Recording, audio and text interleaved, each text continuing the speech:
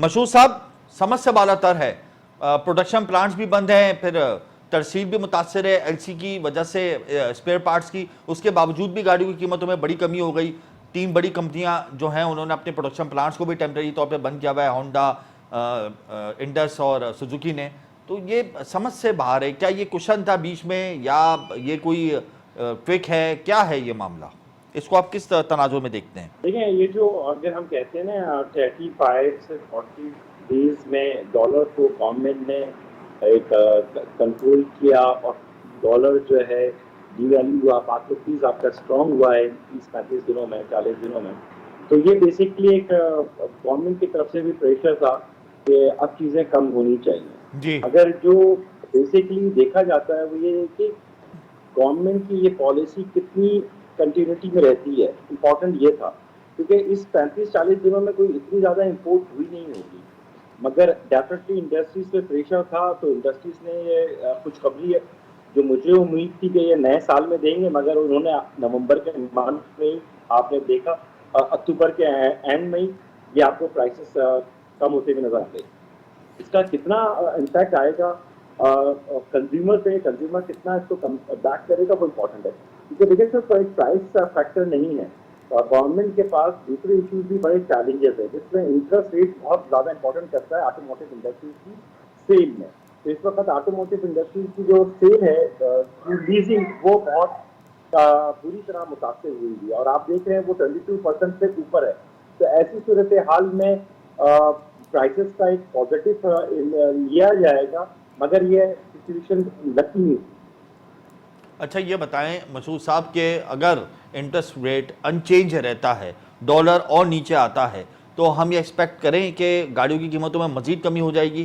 क्योंकि production plant तो अभी भी मेरे ख्याल से टेम्प्रेरी बंद रहेंगे आइंदा आने वाले दिनों में भी, क्योंकि तरसील का मसला है, फिर डिमांड का मसला है, सप्लाई चेन डिस्टर्ब है। लेकिन इस हवाले से कोई उम्मीद लगा सकते हैं कि ऑटो सेक्टर में मजीद रिलीफ मिलेगा गाड़ियों की कीमतों में कमी के हवाले से?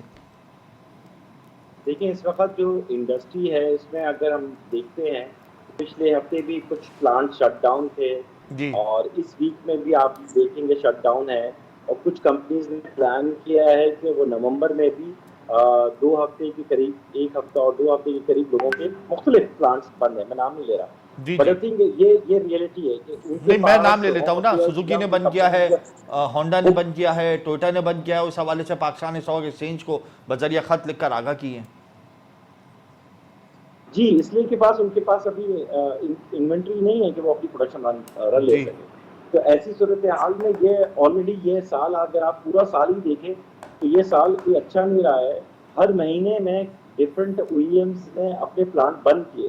वो किसी भी रीजन होगा, उसका मेजर रूल तो यही है कि आपके पास एलसीज नहीं थी, आपके पास डॉलर्स नहीं थे, आपके पास रिजर्व नहीं थे, आपने इंपोर्ट पे सख्ती की हुई थी। ये कितनी चीजें आगे कंटिन्यूटी रहती है। जहां तक आपने इंटरेस्ट रेट का बात की, बहुत से इंडस्ट्रीज का कि आप इंटरेस्ट रेट कम करें, जी। मगर अभी सिनेरियो इतना अच्छा नहीं है इकोनॉमी का कि अभी आप इसको इंटरेस्ट रेट को कम कर पाएंगे।